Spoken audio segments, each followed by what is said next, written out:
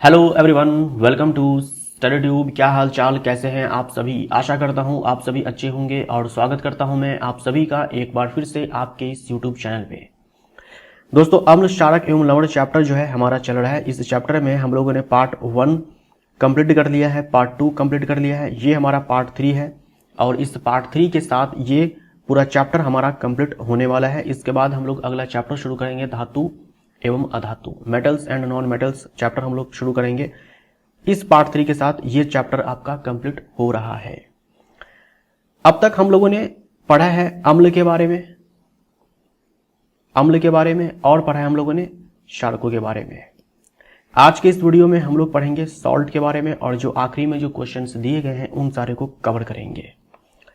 लवण के संबंध में अधिक जानकारी पिछले भागों में यानी कि पार्ट 1 में, पार्ट 2 में हमने विभिन्न अभिक्रियाओं के द्वारा लवणों का निर्माण होते देखा है।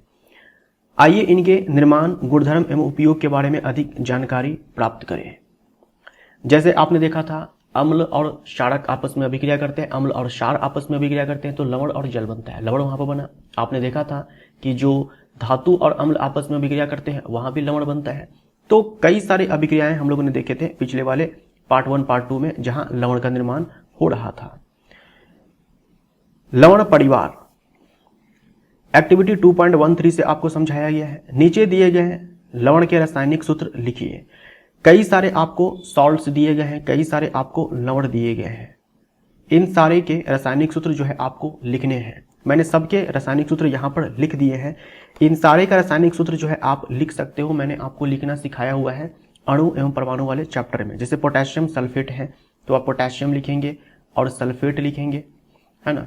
पोटेशियम के ऊपर 1+ चार्ज होता है, सल्फेट के ऊपर 2- चार्ज होता है। तो माइनस हटा करके, माइनस प्लस हटा करके हम लोग क्या करेंगे, नीचे लिख देंगे उसकी वैलेंसी, राइट। यहां से क्या करेंगे, फिर क्रिस क्रॉस करेंगे तो K2SO4 ये पोटेशियम सल्फेट का फॉर्मूला बन जाएगा। तो इस प्रकार से जो है आप इन सारे का फॉर्मूला लिख सकते हो। ये सब हम लोग बहुत ही अच्छे से चर्चा कर चुके हैं एटम्स एंड मॉलिक्यूल्स वाले चैप्टर में।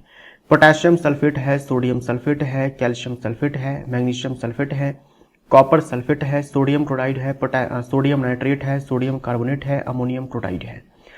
आपसे कहा जा रहा है कि एक ही परिवार के सॉल्ट्स हम लोग किसको बोलेंगे।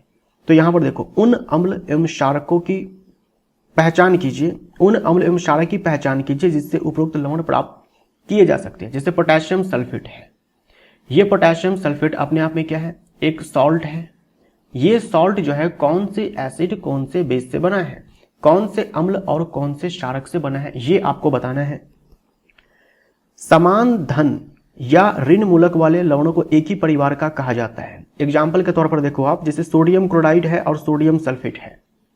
दोनों में आप देखें तो आपको सोडियम आयन देखने को मिल रहा है ना। सोडियम क्लोराइड है NaCl Na2SO4, दोनों में आपको सोडियम आयन आपको देखने को मिल रहा है, यानी कि समान धन मूलक आपको देखने को मिल रहा है। समान धन मूलक आपको देखने को मिल रहा है तो हम बोलेंगे कि सोडियम क्लोराइड और सोडियम सल्फेट ये दोनों के दोनों जो है एक ही परिवार के सॉल्ट है, राइट। सोडियम लवण के परिवार का है कौन, सोडियम सल्फेट, सोडियम नाइट्रेट है, सोडियम क्लोराइड है, सोडियम सल्फेट है, सोडियम कार्बोनेट है। सारे में sodium sodium sodium sodium sodium आ रहे हैं तो हम बोलेंगे कि सोडियम फैमिली के ये सारे के सारे सॉल्ट्स हैं। ऐसे देखो, सोडियम क्लोराइड है और पोटेशियम क्लोराइड है। सोडियम क्लोराइड है और है पोटेशियम क्लोराइड। तो आप इन दोनों में देखो तो समान ऋण मूलक है, तो हम बोलेंगे कि ये दोनों के दोनों जो है क्लोराइड आयन है, या फिर क्लोराइड जो परिवार है लवण का उसके ये सदस्य हैं, राइट। सोडियम क्लोराइड एवं पोटेशियम क्लोराइड लवण के परिवार के हैं। इस क्रियाकलाप में दिए गए लवणों में आप कितने परिवारों की पहचान कर सकते हैं। तो आपसे 3 जो है प्रश्न पूछे गए हैं। पहला तो ये पूछा गया है कि, पहला तो आपसे कहा गया है कि इन सारे का जो है फॉर्मूला लिखिए। उसके बाद कहा गया है कि आप बताइए उन अम्ल और क्षारकों को जिनसे ये सारे के सारे लवण बने हुए हैं। तीसरा आपसे जो है पूछा गया है कि भाई कितने परिवार हैं। तो इन सारे लवणों का फॉर्मूला यहां पर देख लो, मैंने यहां पर लिख दिया। ये सारे के सारे फॉर्मूले जो है आपको कंठस्थ होने चाहिए, आपको एज इट इज याद होने चाहिए। अगर याद नहीं है तो लिखने आपको आना चाहिए। लिखते कैसे हैं हम लोग ऑलरेडी पढ़ चुके हैं एटम्स एंड मॉलिक्यूल्स वाले चैप्टर में।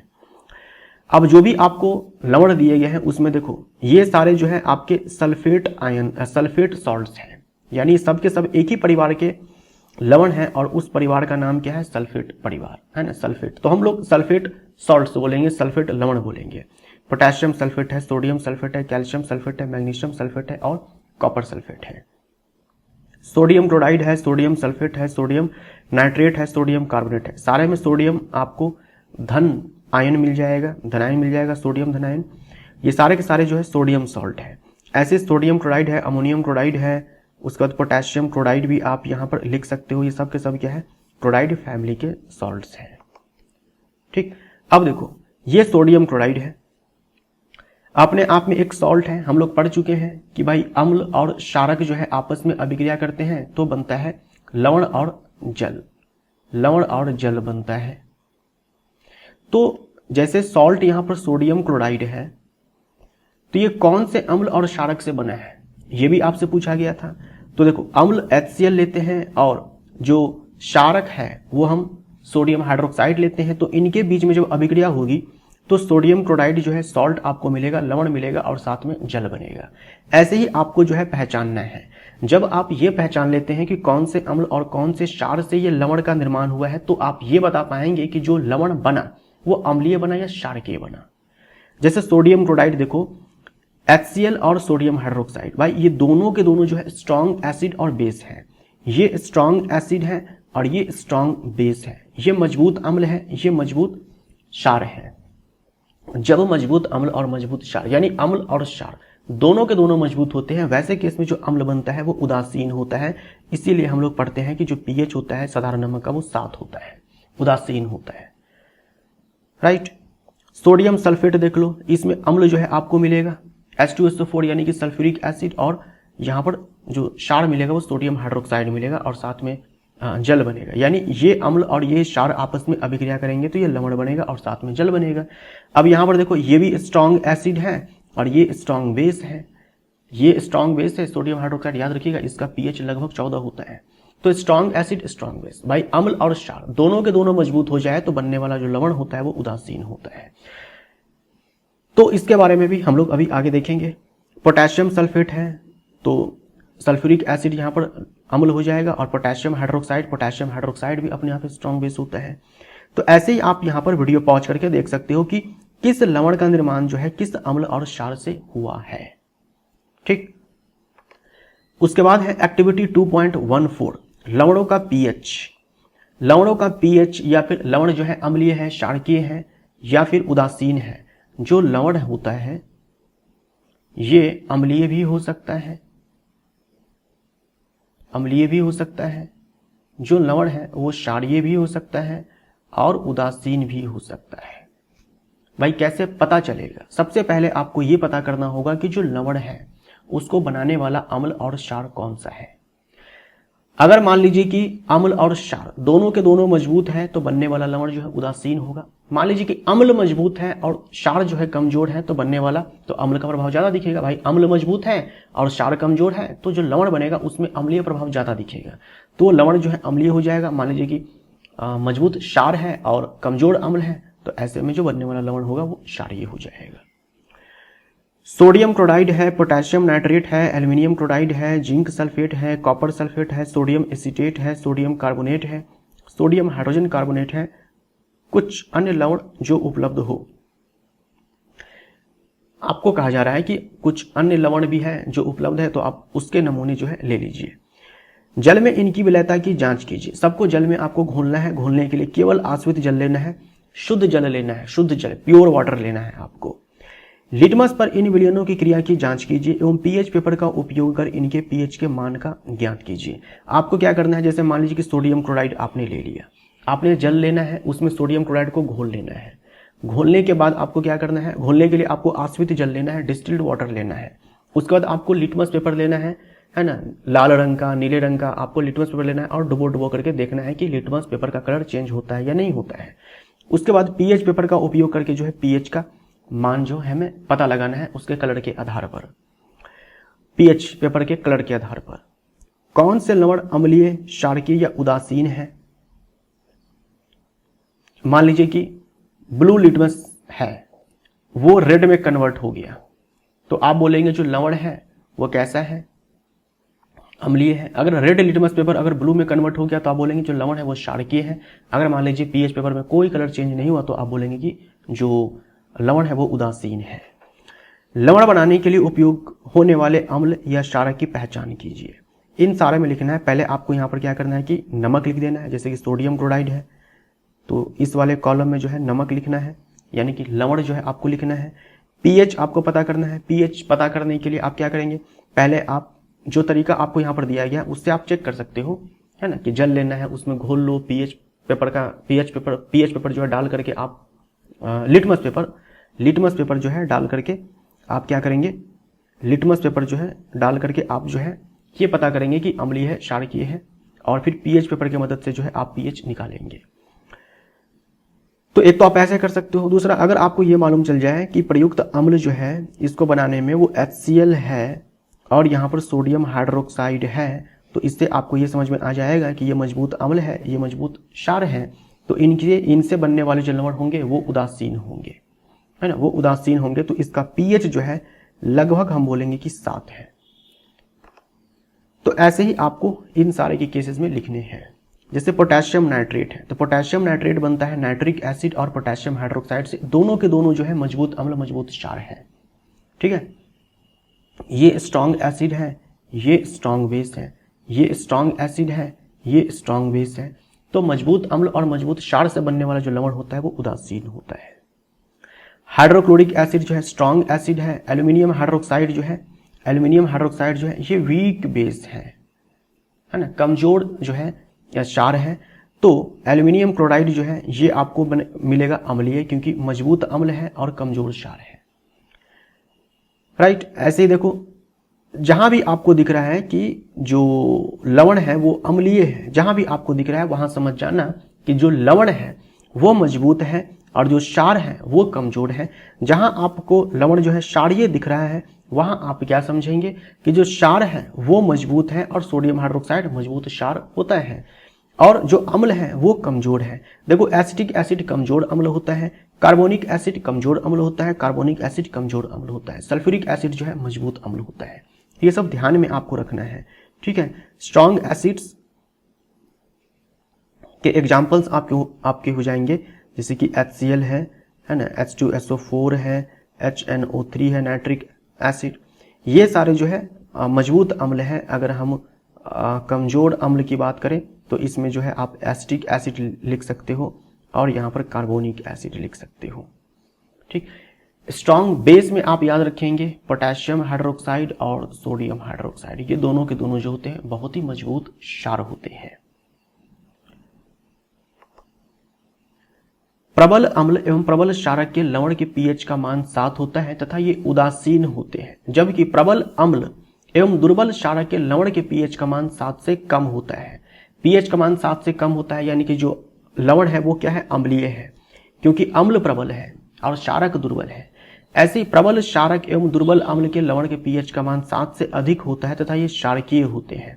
तो प्रबल क्षारक है तो लवण जो है क्षारकीय है, पीएच मान 7 से ज्यादा है। आई होप आपको ये पूरा कॉन्सेप्ट जो है समझ में आया होगा। साधारण नमक से रसायन।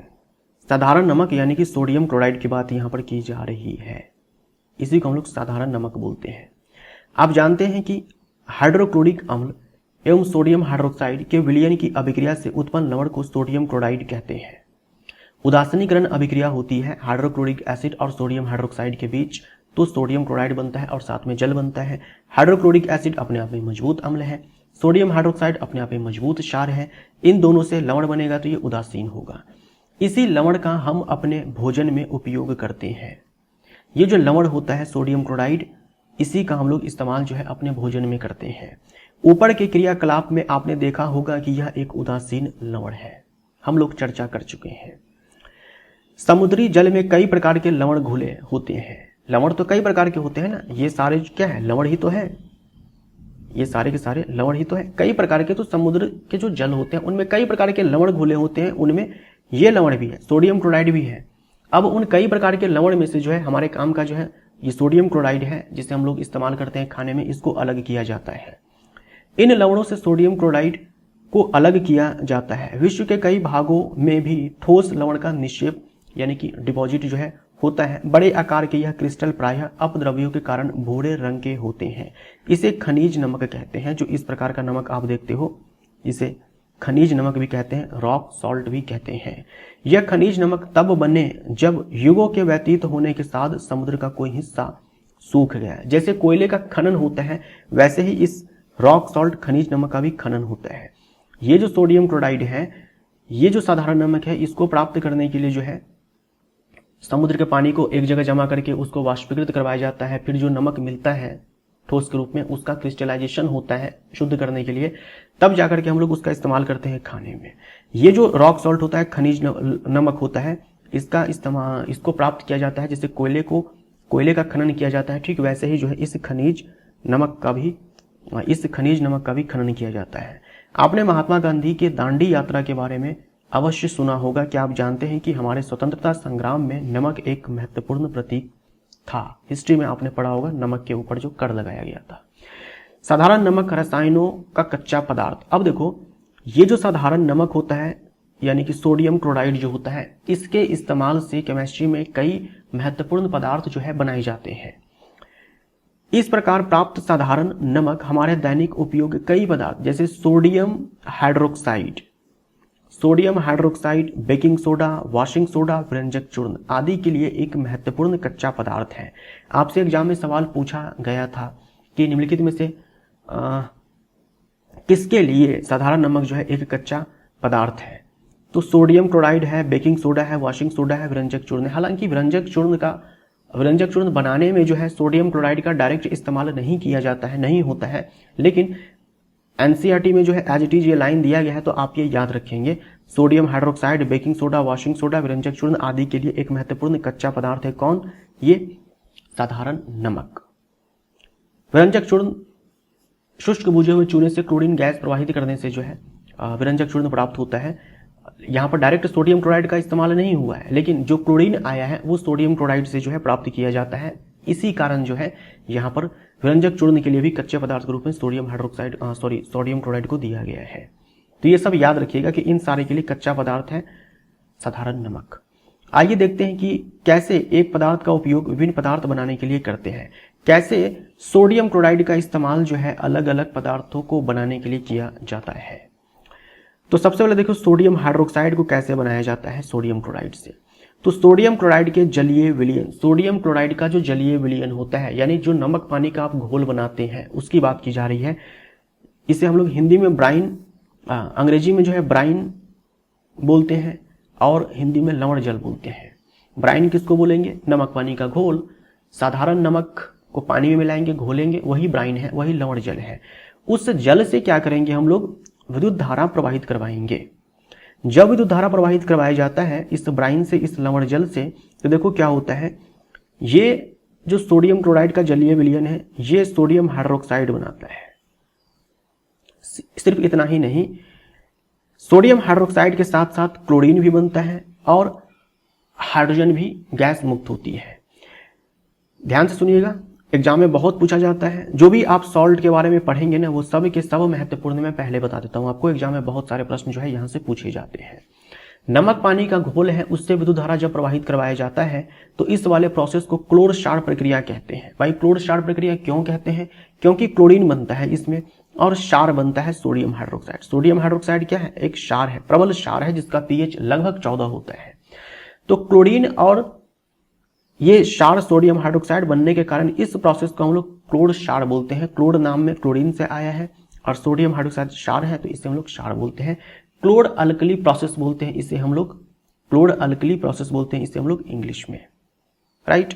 तो देखो सोडियम क्लोराइड का जलीय विलयन आपको यहाँ पर दिखाया गया है। इससे इलेक्ट्रिक करंट जब पास करवाया जाता है तो सोडियम हाइड्रोक्साइड बनता है जो कि एक प्रबल क्षार है। क्लोरीन गैस मुक्त होती है और हाइड्रोजन गैस मुक्त होती है।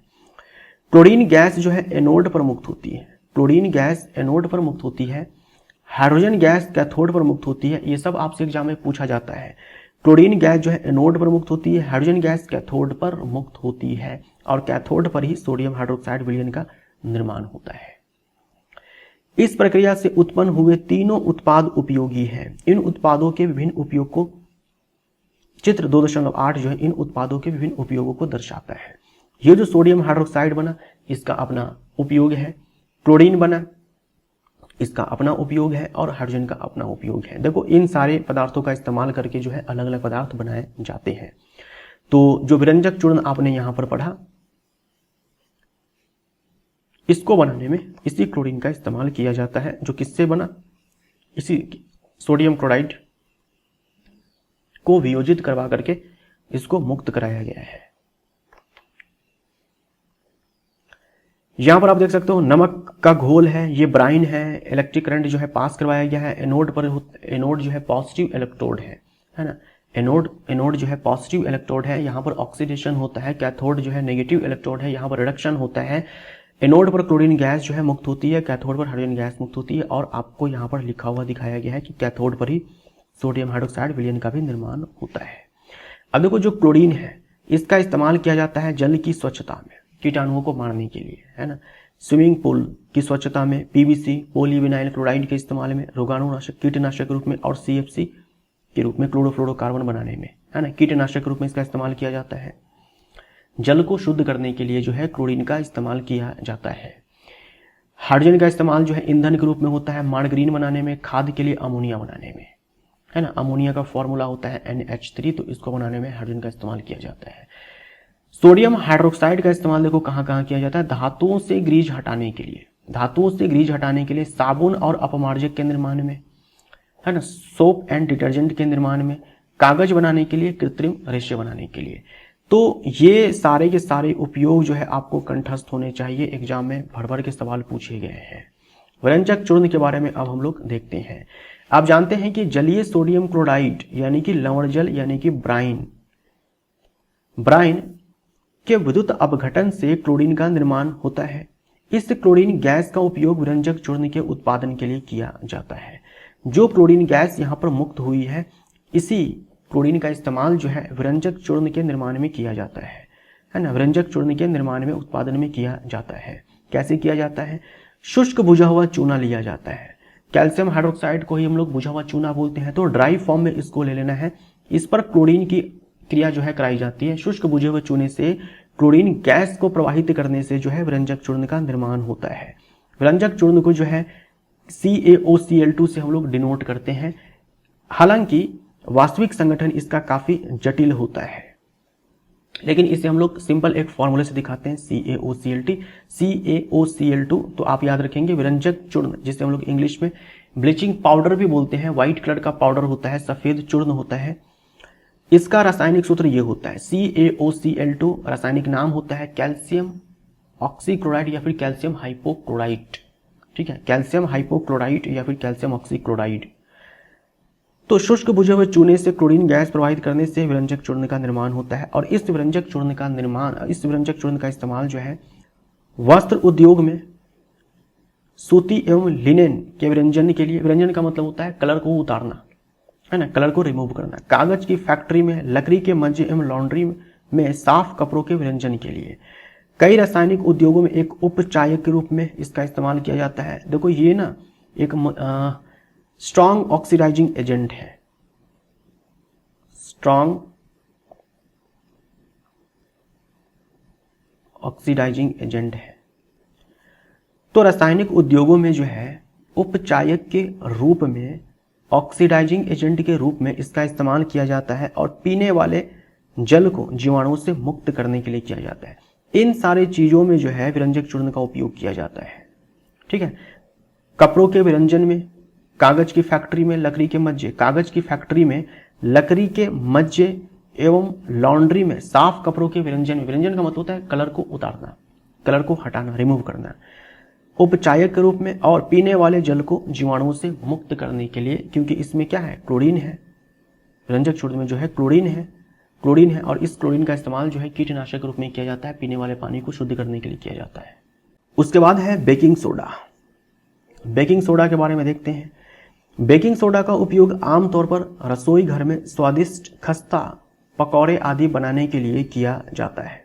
मे बी आपने यूज किया होगा, आपके घर में इस्तेमाल किया गया होगा। पकौड़ा वगैरह बनाना है तो खस्ता उसको बनाने के लिए जो है, ठीक है, अगर आप बिहार से हैं तो लिट्टी बनाने में भी जो है इसका इस्तेमाल किया जाता है ताकि वो खस्ता हो जाए और खाने में अच्छा लगे। कभी कभी इसका उपयोग खाने को शीघ्रता से पकाने के लिए भी किया जाता है ताकि जल्दी पके। इस यौगिक का रासायनिक नाम सोडियम हाइड्रोजन कार्बोनेट है। सोडियम हाइड्रोजन कार्बोनेट या फिर इसी को सोडियम बाई कार्बोनेट भी कहते हैं, है ना। या तो आप सोडियम हाइड्रोजन कार्बोनेट बोल दो या फिर हाइड्रोजन के स्थान पर आप बाई बोल दो, है ना, बाई कार्बोनेट। इसको बनाने में सोडियम क्लोराइड का उपयोग एक मूल पदार्थ के रूप में किया जाता है। जैसे व्यंजक चूर्ण की अगर हम बात करते हैं यहाँ पर, तो सोडियम क्लोराइड का इस्तेमाल मूल पदार्थ के रूप में नहीं किया गया, कच्चा पदार्थ के रूप में नहीं हुआ है। डायरेक्ट कच्चा पदार्थ के रूप में सोडियम क्लोराइड का इस्तेमाल नहीं हुआ है, लेकिन सोडियम क्लोराइड के मदद से जो हम लोग क्लोरीन गैस मुक्त करवाते हैं उसी का इस्तेमाल जो है यहाँ पर होता है। डायरेक्ट सोडियम क्लोराइड का इस्तेमाल नहीं होता है।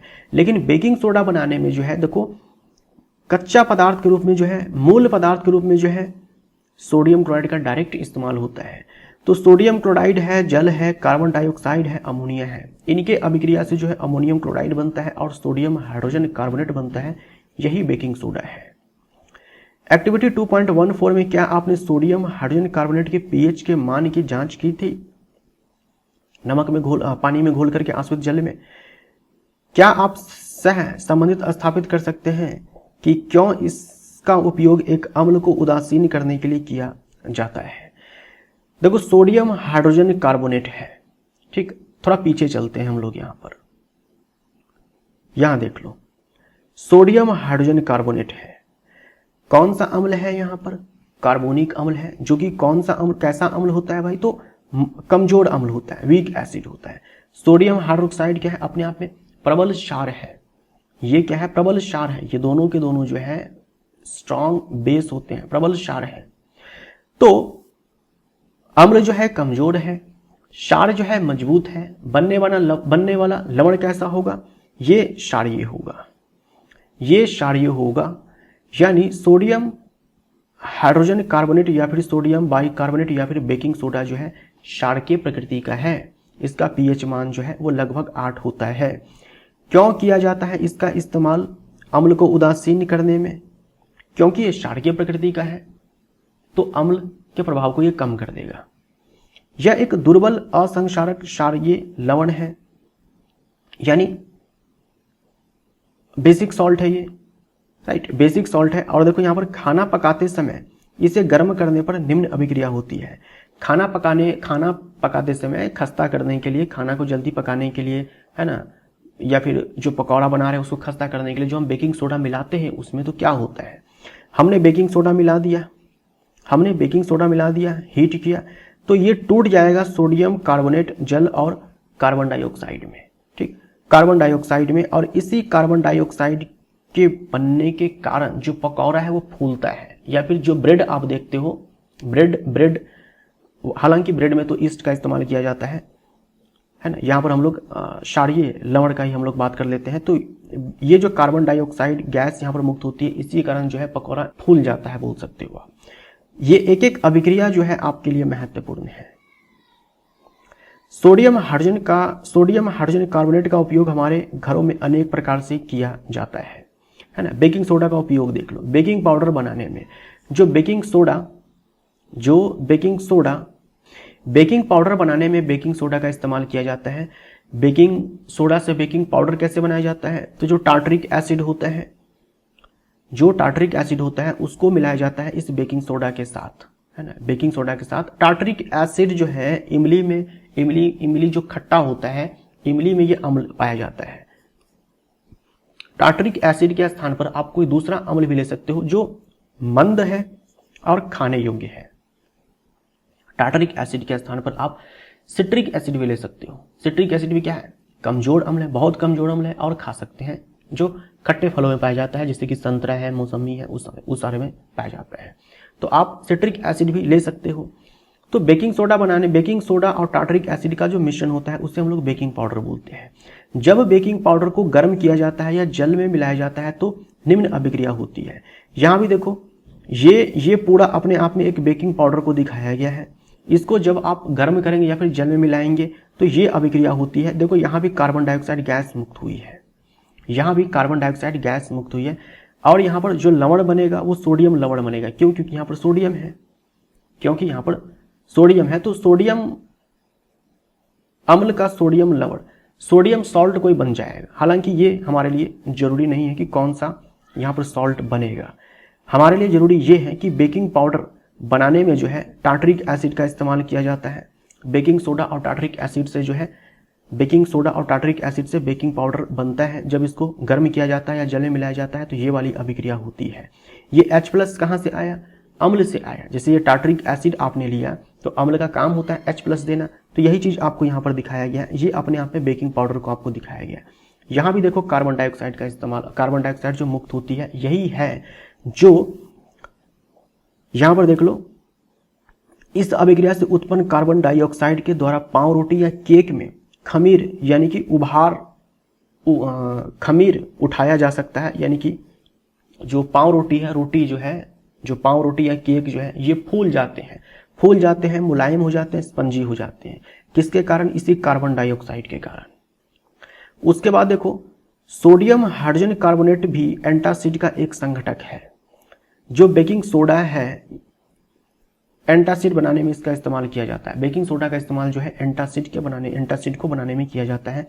क्षारीय होने के कारण पेट में अम्ल की अधिकता को उदासीन करके राहत पहुंचाता है। इसका उपयोग सोडा अम्ल अग्निशामक में किया जाता है। यानी ऐसे अग्निशामक का इस्तेमाल जो है आग बुझाने के लिए किया जाता है। तो जो सोडा अम्ल अग्निशामक होता है, इसमें सोडा जो है ये बेकिंग सोडा होता है और अम्ल जो है साधारण ये अम्ल जो है ये सल्फ्यूरिक एसिड होता है और यहाँ पर ये बेकिंग सोडा होगा। इन दोनों के अभिक्रिया से ना यहाँ पर कार्बन डाइऑक्साइड गैस जो है रिलीज होती है और कार्बन डाइऑक्साइड गैस जो है वो आग बुझाने के लिए इस्तेमाल किया जाता है। कार्बन डाइऑक्साइड गैस का इस्तेमाल जो है आग बुझाने में किया जाता है और कार्बन डाइऑक्साइड का इस्तेमाल ही कार्बन डाइऑक्साइड के कारण ही जो हम लोग बेकिंग पाउडर मिलाते हैं वहां से कार्बन डाइऑक्साइड गैस ही मुक्त होती है, जिसके कारण पाव रोटी या केक जो है ये फूलते हैं, मुलायम और स्पंजी होते हैं। ठीक है। अगला लवण है धोने का सोडा। धोने का सोडा जिसे हम लोग धावन सोडा भी बोलते हैं, इंग्लिश में वॉशिंग सोडा भी बोलते हैं। इसका फॉर्मूला ये होता है Na2CO3.10H2O। एक अन्य रसायन जिसे सोडियम क्लोराइड से प्राप्त किया जा सकता है। आप ऊपर देख चुके हैं कि बेकिंग सोडा को गर्म करके सोडियम कार्बोनेट प्राप्त किया जा सकता है। सोडियम कार्बोनेट के पुनः क्रिस्टलीकरण से धोने का सोडा प्राप्त होता है। यह भी एक क्षारकीय लवण है। देखो यहां पर आपने देखा कि इन सारे की मदद से जो है ये बेकिंग सोडा बनता है।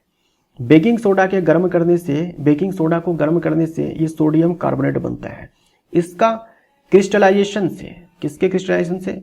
इस सोडियम कार्बोनेट के क्रिस्टलाइजेशन से जो है ये धावन सोडा प्राप्त होता है। ठीक है। तो सोडियम कार्बोनेट कैसे बना? बेकिंग सोडा को गर्म करने से। बेकिंग सोडा कैसे बना?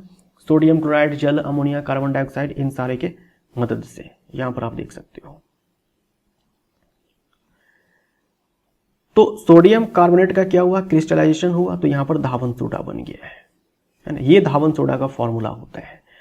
10H2O क्या दर्शाता है? क्या यह सोडियम कार्बोनेट को आर्द्र बनाता है? हम इसका जवाब अगले भाग में पढ़ेंगे।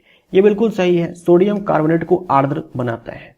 भाई 10H2O हमें दिखा रहा है कि भले ही ये धावन सोडा आपको क्रिस्टल के फॉर्म में दिखाई पड़ते हैं, शुष्क दिखाई पड़ते हैं, वास्तव में उनमें जल होते हैं। सोडियम कार्बोनेट एवं सोडियम हाइड्रोजन कार्बोनेट कई औद्योगिक प्रक्रियाओं के लिए भी उपयोगी रसायन है। याद रखिएगा सोडियम कार्बोनेट और सोडियम हाइड्रोजन कार्बोनेट दोनों के दोनों जो है बेसिक सॉल्ट है। दोनों का पीएच मान 7 से ज्यादा होता है। धोने के सोडे के उपयोग देखो क्या सारे हैं। सोडियम कार्बोनेट का उपयोग कांच, साबुन एवं कागज उद्योग में होता है ना। कांच उद्योग में, साबुन उद्योग में और कागज उद्योग में होता है। इसका उपयोग बोरेक्स जैसे सोडियम यौगिक के उत्पादन में होता है, बोरेक्स के निर्माण में होता है। उसके बाद घरों में साफ सफाई के लिए होता है सोडियम कार्बोनेट का उपयोग। और जल की जो अस्थायी कठोरता होती है, जो अस्थायी कठोरता होती है उसे तो आप सिंपली उबालकर दूर कर सकते हो, लेकिन जो अस्थायी कठोरता होती है इसे दूर करने के लिए जो है सोडियम कार्बोनेट डेकाहाइड्रेट यानी कि धावन सोडा का इस्तेमाल किया जाता है। क्या लवण के क्रिस्टल वास्तव में शुष्क है? क्या लवण के क्रिस्टल वास्तव में शुष्क है? जैसे कि कॉपर सल्फेट का हम कुछ क्रिस्टल लेते हैं। कॉपर सल्फेट का क्रिस्टल कैसा होता है दिखने में? नीले रंग का होता है ना। तो मान लीजिए कि आपने कॉपर सल्फेट का एक क्रिस्टल लिया। अब ये दिखने में जो है आपको शुष्क दिखाई पड़ता है ना, लेकिन क्या ये वास्तव में शुष्क है? इसे चेक करने के लिए एक्टिविटी 2.15 है। कॉपर सल्फेट के कुछ क्रिस्टल को शुष्क क्वथन नली में गर्म कीजिए। हमने कॉपर सल्फेट का कुछ क्रिस्टल लिया और हमने एक ऐसे परख नली में गर्म किया जो एकदम से ड्राई है। शुष्क क्वथन नली में जो है गर्म करना है इसको। जब शुष्क क्वथन नली में गर्म किया गया तो कॉपर सल्फेट का कलर जो है वो चेंज हो जाता है। गर्म करने के बाद कॉपर सल्फेट का रंग का क्या हुआ? क्वथन नली में क्या जल की बूंदें नजर आती हैं? यह कहां से आई? गर्म करने के बाद प्राप्त कॉपर सल्फेट के नमूने में जल की 2-3 बूंद डालिए। आप क्या परीक्षण करते हैं? क्या कॉपर सल्फेट का नीला रंग वापस आ जाता है? होता क्या है कि कॉपर सल्फेट का जो क्रिस्टल है, जो आपको शुष्क दिख रहा था, वो ब्लू कलर का था, नीले रंग का क्रिस्टल था। जब आपने इसको क्वथन नली में गर्म करना चालू किया तो ये ब्लू कलर जो है गायब हो गया और व्हाइट में कन्वर्ट हो गया। यानी क्रिस्टल जो है ये पाउडर बन जाता है। ये क्रिस्टल जो है ये पाउडर बन जाता है, व्हाइट कलर का पाउडर बन जाएगा और आपको क्वथन नली पर जो है जल की बूंदें दिखाई पड़ेंगी। भाई क्वथन नली तो शुष्क थी और क्रिस्टल भी हमें शुष्क दिख रहा था, फिर जल कहां से आ गया? तो वास्तव में क्या होता है, क्रिस्टल में जो है जल के कुछ अणु होते हैं, गर्म करने पर वो जल के अणु जो है वो हट जाते हैं, अलग हो जाते हैं, जो हमें जल की बूंदों के रूप में दिखाई पड़ते हैं।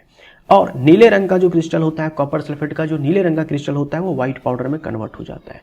वापस से जब आप उस पर जल की बूंदें कुछ डालेंगे, इस व्हाइट पाउडर पर जल की कुछ बूंदें डालेंगे तो नीला रंग जो है आपको देखने को मिलेगा, नीला रंग जो है वापस आ जाएगा।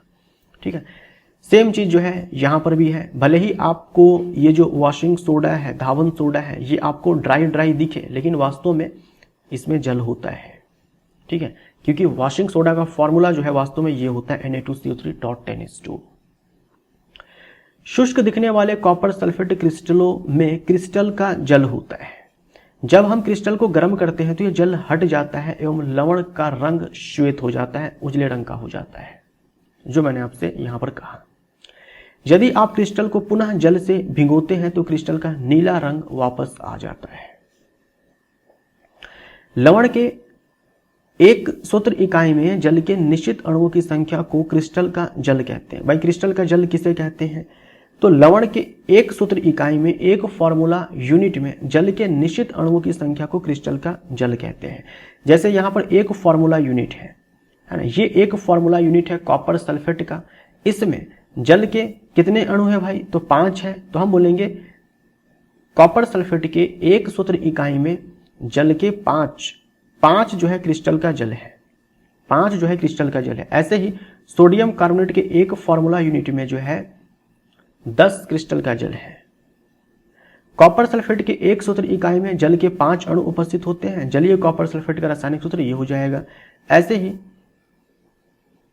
सोडियम कार्बोनेट डेकाहाइड्रेट है। अब पूछा जा रहा है ये अणु आर्द्र है या नहीं है? बिल्कुल आर्द्र है, ये आर्द्र है, शुष्क नहीं है। जिप्सम एक अन्य लवण है जिसमें क्रिस्टल का जल होता है। अगर हम जिप्सम के एक फॉर्मूला यूनिट को देखते हैं तो इसमें जो क्रिस्टल का जल है वो 2 है। ये सब आपको ध्यान में रखना होगा। इसमें क्रिस्टल के जल के 2 अणु होते हैं, है ना, क्रिस्टल जल के 2 अणु होते हैं। इसका रासायनिक सूत्र ये होता है। तो ये सब आप ध्यान में रखिएगा। ये जो कॉपर सल्फेट है इसमें क्रिस्टल जल के 5 अणु हैं। ये जो धावन सोडा है इसमें क्रिस्टल जल के 10 अणु हैं और जो जिप्सम है इसमें क्रिस्टल जल के 2 अणु हैं। अब हम इस लवण के उपयोग पर ध्यान देते हैं।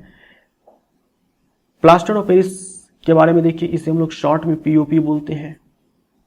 घरों में आपने सुना होगा पीओपी कराया जाता है सतह को चिकना करने के लिए।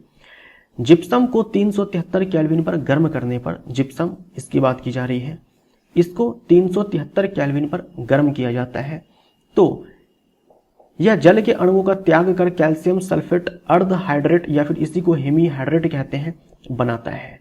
देखो जिप्सम ये है, इसको 373 केल्विन पर जब गर्म किया जाएगा इसको 373 केल्विन पर जब गर्म किया जाएगा तो कुछ क्रिस्टल जल के अणुओं का ह्रास होता है। सारे जल के अणुओं का ह्रास नहीं होता है, कुछ क्रिस्टल जल के अणुओं का ह्रास होता है ना। टोटल इसमें कितना है 2H2 है ना, तो 3H2O का ह्रास हो जाता है। 3H2O का ह्रास हो जाता है, एक H2O रह जाता है, हाफ H2O रह जाता है। तो अब हम बोलेंगे कि कैल्शियम सल्फेट हेमीहाइड्रेट का जो एक फॉर्मूला यूनिट है उसमें क्रिस्टल जल का हाफ अणु है। इसे आप ऐसे ही बोल सकते हो कि एक क्रिस्टल जल का अणु जो है 2 CSO4 के साथ जुड़ा हुआ है। इसे प्लास्टर ऑफ पेरिस कहते हैं। ये क्या है, POP है, प्लास्टर ऑफ पेरिस कहते हैं। इस पदार्थ का उपयोग डॉक्टर टूटी हुई हड्डियों को सही जगह पर स्थिर रखने के लिए करते हैं। प्लास्टर ऑफ पेरिस एक सफेद चूर्ण है, व्हाइट पाउडर है, जो जल मिलाने पर यह पुनः जिप्सम बनकर कठोर ठोस पदार्थ प्रदान करता है। तो जिप्सम को गर्म करके इसको प्राप्त किया जाता है, प्लास्टर ऑफ पेरिस को प्राप्त किया जाता है, जल के कुछ अणुओं का ह्रास हो जाता है, वापस से जब आप इसमें जल मिलाएंगे तो जिप्सम बन जाएगा। और जिप्सम जो है एक कठोर ठोस पदार्थ होता है। जिप्सम जो है धीरे धीरे हार्ड हो जाता है। आपने देखा होगा किसी का बोन अगर फ्रैक्चर हो गया हो तो जो डॉक्टर है प्लास्टर करते हैं, फिर उसके बाद वो हार्ड हो जाता है तो वो जिप्सम हो जाता है। लगाया जाता है POP, है ना, POP का इस्तेमाल किया जाता है, लेकिन बाद में कठोर होकर के वो जिप्सम हो जाता है। ध्यान दीजिए कि जल का केवल आधा अणु क्रिस्टल जल के रूप में जुड़ा होता है ना। जल का केवल आधा अणु, आप इस वाले फॉर्मूले में देख सकते हो, जल का केवल आधा अणु। जल का आधा अणु कैसे प्राप्त होता है? देखो, कैल्शियम सल्फेट का 2 इकाई सूत्र जल के एक अणु के साथ साझेदारी करते हैं। ये चीज मैंने आपसे कहा कि ये जो कैल्शियम सल्फेट है इसके 2 सूत्र इकाई हैं, 2 फॉर्मूला यूनिट है। 2 फॉर्मूला यूनिट मिलकर एक जल के अणु के साथ साझा करते हैं, है ना। जल के एक अणु के साथ साझा करते हैं कैल्शियम सल्फेट के 2 अणु। इसका मतलब आप ये समझ सकते हो यहां पर, ठीक है, यानी कुछ ऐसे है ना। Calcium sulphate formula unit, calcium sulphate जो फॉर्मूला यूनिट है ये संख्या में 2 है जो साझा कर रहे हैं एक जल के अणु के साथ। तो इसका मतलब वास्तव में ये है। प्लास्टर ऑफ पेरिस का उपयोग खिलौना बनाने, सजावट का सामान एवं सतह को चिकना बनाने के लिए किया जाता है। खिलौना बनाने में, सजावट का सामान, आपने देखा होगा फॉल्स सेलिंग वगैरह में जो है इस्तेमाल किया जाता है POP का। सतह को चिकना बनाने में किया जाता है खिलौना, POP का खिलौना भी आता है। पता करें कि कैल्शियम सल्फेट अर्ध हाइड्रेट को प्लास्टर ऑफ पेरिस क्यों कहा जाता है। आप ये पता लगाइए कि जो POP है, ये जो प्लास्टर ऑफ पेरिस है, इसमें पेरिस आ रहा है ना, फ्रांस की राजधानी पेरिस। पता कीजिए, आप सर्च कीजिए, पता कीजिए कि POP नाम क्यों पड़ा है। प्लास्टर ऑफ पेरिस जो नाम है इसके पीछे क्या राज है, इसको ढूंढने का आप प्रयास कीजिए। अगर आप खुद से ढूंढते हैं एक बार तो आपको और अच्छे से याद हो जाएगा। अब कुछ प्रश्न जो है आपसे पूछा गया है। चैप्टर हमारा खत्म हो चुका है, अब केवल सवाल बचे हुए हैं। CaOCl2 यौगिक का प्रचलित नाम क्या है? तो ये है ब्लीचिंग पाउडर, विरंजक चूर्ण, है ना, विरंजक चूर्ण। उस पदार्थ का नाम बताइए जो क्लोरीन से क्रिया करके विरंजक चूर्ण बनाता है। तो क्लोरीन गैस को शुष्क बुझे हुए चूने से प्रवाहित करने पर जो है विरंजक चूर्ण प्राप्त होता है।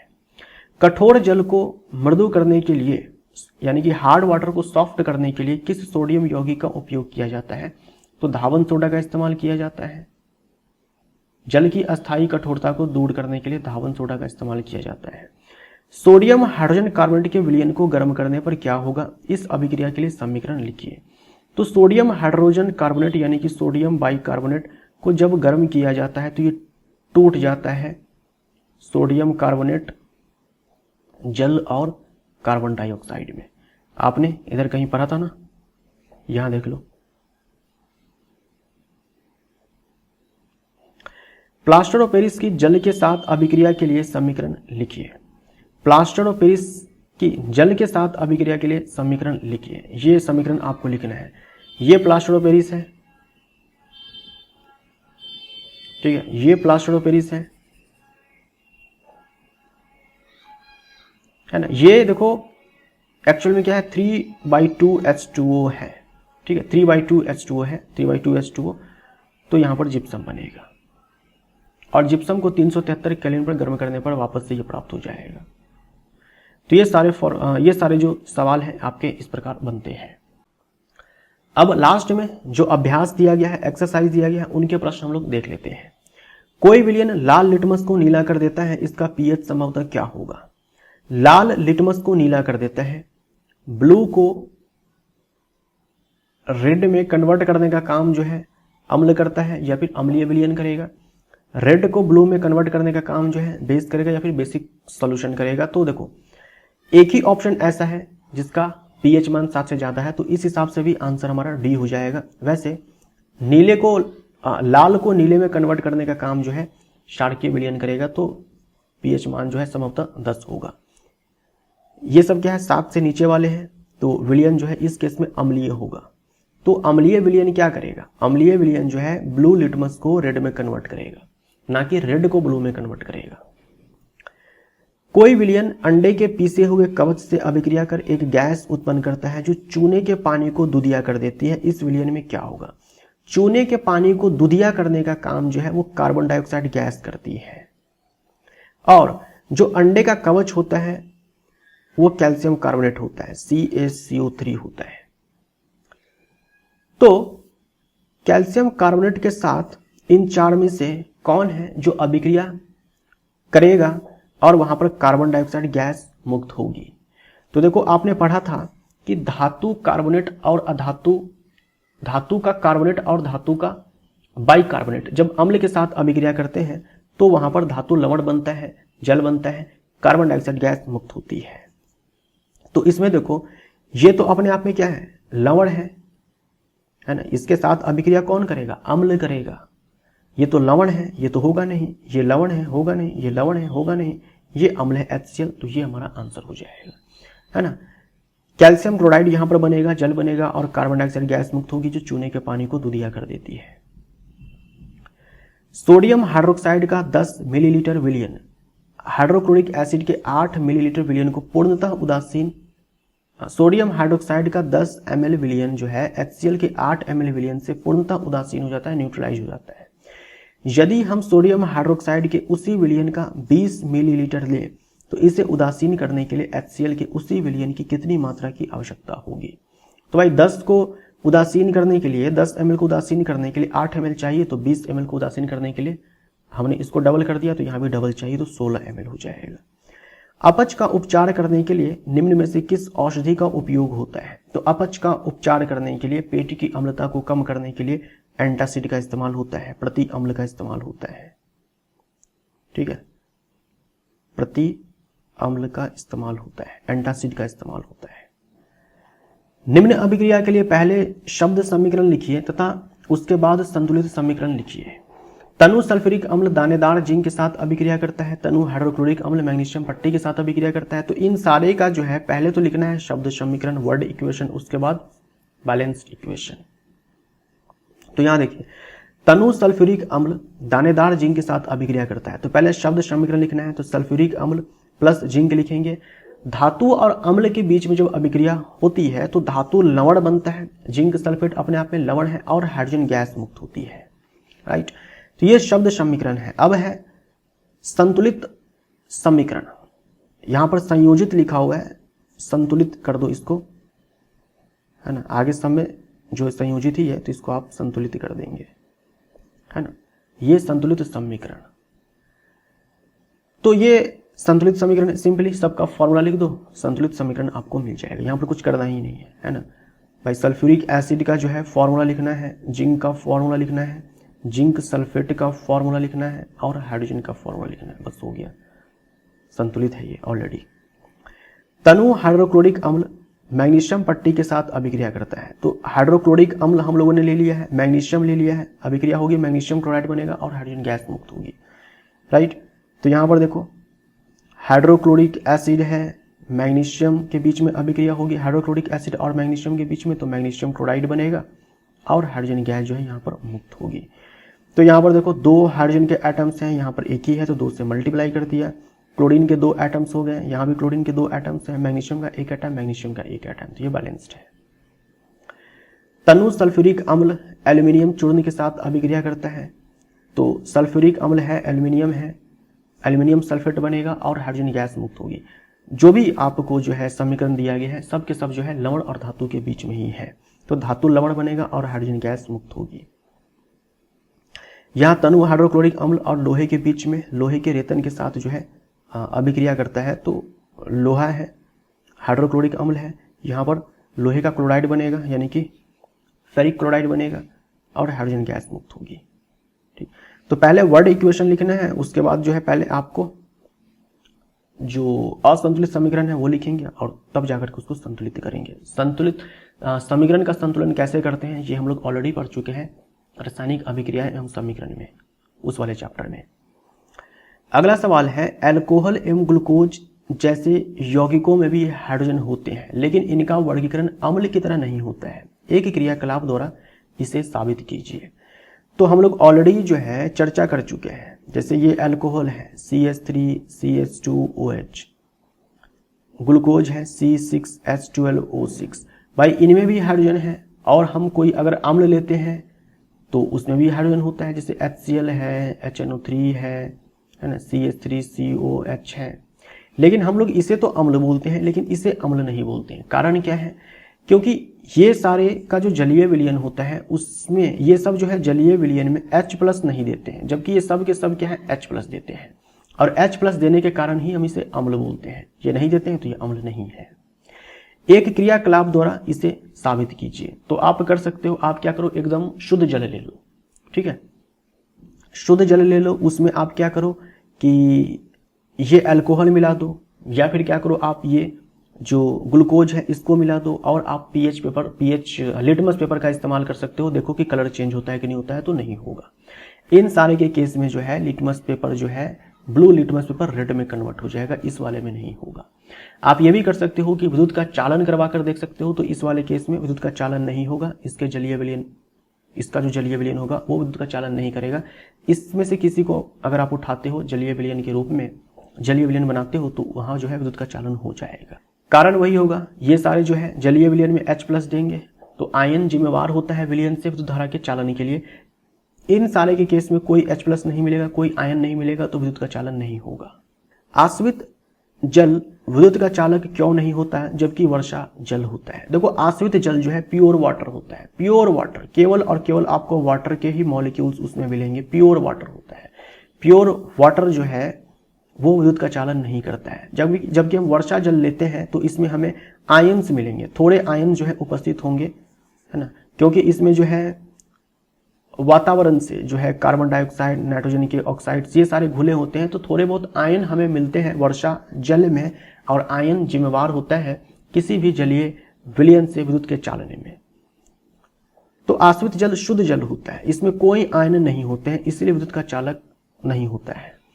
वही वर्षा जल में वातावरण से मिले घुले carbon dioxide, nitrogen oxide, carbon dioxide, nitrogen dioxide आदि के कारण थोड़े आयन उपस्थित होते हैं, जिससे यह थोड़ी मात्रा में विद्युत का चालन जो है वो करते हैं। जल की अनुपस्थिति में अम्ल का व्यवहार अम्लीय क्यों नहीं होता? देखो अम्ल का व्यवहार अम्लीय तभी होगा जब जो अम्ल है वो H+ देगा। तो जल की अनुपस्थिति है, अगर जल नहीं है तो ऐसे में H+ जो है वो अम्ल नहीं देगा और अम्ल का अम्लीय व्यवहार नहीं दिखेगा। तो अम्लों का अम्लीय व्यवहार उनके H+ आयन छोड़ने पर निर्भर करता है। शुद्ध अम्ल यानी कि बिना जल के आयनीकृत नहीं होता, इसलिए H+ आयन नहीं छोड़ता और ना ही अम्लीय व्यवहार दिखाएगा। H+ के कारण ही अम्लीय व्यवहार दिखता है। अब 5 विलयन है ABCD, सबका pH मान आपको यहां पर दिया गया है। पूछा गया है कि कौन सा विलयन उदासीन है, तो भाई जिसका pH 7 होता है, तो 7 किसका है? ABCD है ना, इसका 4 है, इसका 1 है, इसका 11 है, इसका 7 है, इसका 9 है, तो उदासीन है D का। प्रबल क्षारीय है ना, प्रबल क्षारीय तो जिसका pH सबसे ज्यादा हो यानी कि E हो जाएगा। प्रबल अम्लीय जिसका pH सबसे कम हो यानी कि B हो जाएगा। दुर्बल अम्लीय कौन हो जाएगा भाई? दुर्बल अम्लीय हो जाएगा 4 यानी कि A, और दुर्बल क्षारीय हो जाएगा जिसका pH 7 है यानी कि जिसका pH दुर्बल क्षारीय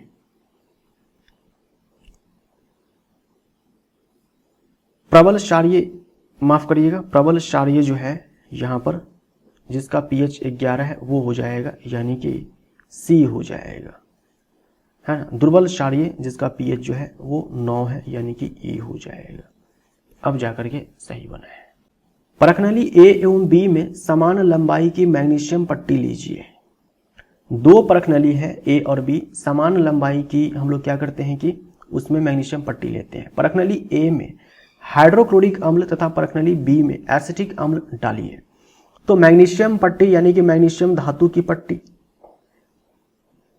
परखनली A में अभिक्रिया होगी मैग्नीशियम धातु और HCl के साथ, HCl के बीच, और परखनली B जो है उसमें अभिक्रिया होगी मैग्नीशियम धातु और एसिटिक अम्ल के बीच। थोड़ी देर पहले मैंने आपको बताया कि हाइड्रोक्लोरिक एसिड है, सल्फ्यूरिक एसिड है, नाइट्रिक एसिड है, ये सारे जो है मजबूत अम्ल होते हैं, और कार्बोनिक एसिड है, एसिडिक एसिड है, टार्ट्रिक एसिड है, सिट्रिक एसिड है, ये सारे जो होते हैं कमजोर अम्ल होते हैं। तो यहां भी हाइड्रोजन गैस मुक्त होगी। भाई धातु और अम्ल के बीच में अभिक्रिया होती है तो हाइड्रोजन गैस मुक्त होती है, यहां भी हाइड्रोजन गैस मुक्त होगी, है ना। लेकिन इस वाले में हाइड्रोजन गैस ज्यादा मुक्त होगी क्योंकि यहां पर जो है मजबूत अम्ल है। दोनों अम्लों की मात्रा तथा सांद्रता समान है। किस परखनली में अधिक तेजी से बुदबुदाहट होगी तथा क्यों?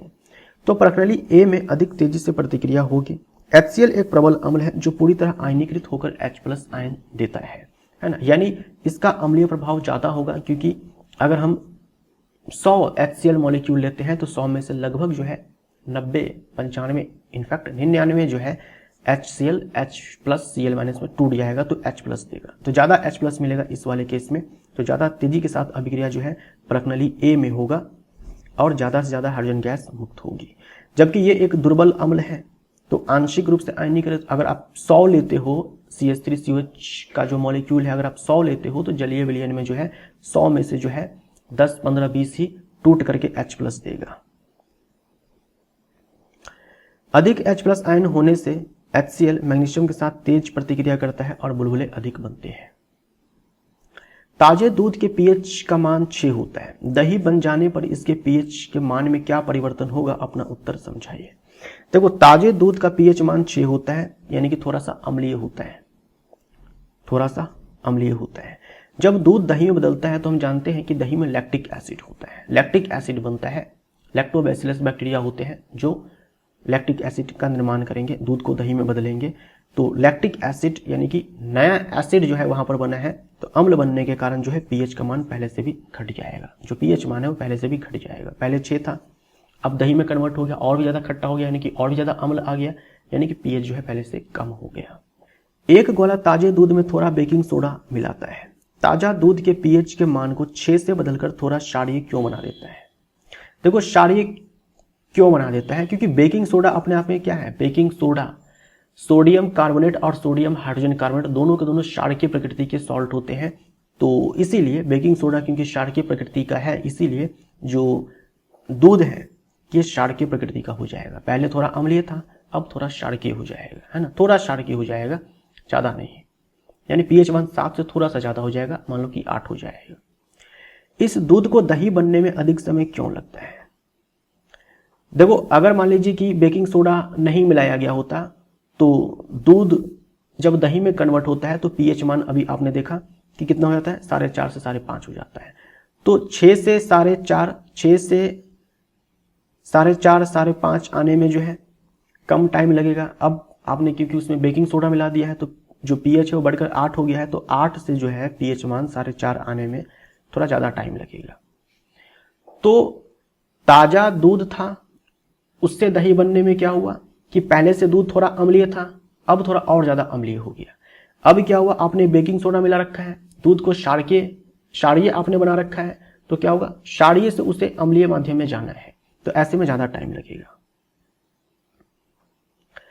प्लास्टर ऑफ पेरिस को आर्द्ररोधी बर्तन में क्यों रखा जाना चाहिए, इसकी व्याख्या कीजिए। प्लास्टर ऑफ पेरिस, हमने देखा कि प्लास्टर ऑफ पेरिस जो है, POP जो है, वो जल के साथ अभिक्रिया जब करते हैं तो जिप्सम बनता है, और जिप्सम जो है ये कठोर हो जाता है, जिप्सम जो है हार्ड हो जाता है। अब देखो, जो प्लास्टर ऑफ पेरिस है वो एक हाइग्रोस्कोपिक सबस्टांस है, यानी वायुमंडल से नमी सोखना जो है इसका एक गुण है प्लास्टर ऑफ पेरिस का। प्लास्टर ऑफ पेरिस एक सुग्राही पदार्थ है, हाइग्रोस्कोपिक पदार्थ है। इसका मतलब यह हुआ कि वायुमंडल की नमी को शीघ्रता से अवशोषित कर लेता है। अगर वायुमंडल की नमी को अवशोषित कर देगा, नमी मतलब क्या, जल को अवशोषित कर देगा। अगर जल को अवशोषित कर देगा तो ये तो जिप्सम में कन्वर्ट हो जाएगा। तो पीओपी के पास अपनी जो विशेषता है वो नहीं बचेगी। अगर जिप्सम में कन्वर्ट हो जाएगा पीओपी, अगर पीओपी जिप्सम में कन्वर्ट हो जाएगा तो भाई इसकी जो अपनी विशेषता है वो तो खत्म हो जाएगी, क्योंकि जिप्सम एक नया यौगिक बन जाएगा। जब प्लास्टर ऑफ पेरिस को नमी मिलती है तो यह जल के साथ प्रतिक्रिया कर जिप्सम में बदल जाता है। इससे वह अपना उपयोगी गुण जैसे जल्दी जमना खो देता है ना। ये जिप्सम बनकर हार्ड हो जाएगा, राइट। उदासीनीकरण अभिक्रिया क्या है, 2 उदाहरण दीजिए। तो अम्ल और क्षार के बीच में जो अभिक्रिया होती है तो लवण और जल बनता है, जिसे हम लोग उदासीनीकरण अभिक्रिया बोलते हैं, राइट। तो 2 उदाहरण देना है, जैसे सोडियम हाइड्रोक्साइड और हाइड्रोक्लोरिक एसिड के बीच में अभिक्रिया होती है तो लवण और जल बनता है, ये साधारण नमक है। ऐसे ही हाइड्रोजन सल्फेट है यानी कि सल्फ्यूरिक एसिड है ना, सल्फ्यूरिक एसिड है, ये पोटेशियम हाइड्रोक्साइड है, यहाँ पर पोटेशियम सल्फेट बनेगा और ये जल है, ये लवण है और ये जल है। धोने का सोडा एवं बेकिंग सोडा के 2 प्रमुख उपयोग बताइए। तो धोने के सोडा कि ये सारे उपयोग है और बेकिंग सोडा के ये सारे उपयोग है। बेकिंग सोडा का इस्तेमाल जो है एंटासिड के रूप में किया जाता है और सोडा अम्ल अग्निशामक में भी किया जाता है। और धावन सोडा के ये सारे उपयोग है भाई, जल की अस्थायी कठोरता को दूर करने में, घर में साफ सफाई में, बोरेक्स के निर्माण में, कांच साबुन और कागज उद्योग में। तो दोस्तों इसी के साथ अम्ल क्षारक और लवण चैप्टर जो है यहाँ पर समाप्त होता है। इस पार्ट 3 के साथ ये पूरा चैप्टर जो है हमारा कंप्लीट होता है। जो अगला चैप्टर हम लोग शुरू करेंगे वो धातु और अधातु होगा, यानी कि मेटल्स एंड नॉन मेटल्स होगा। मिलते हैं अगले चैप्टर में। Thank you so much.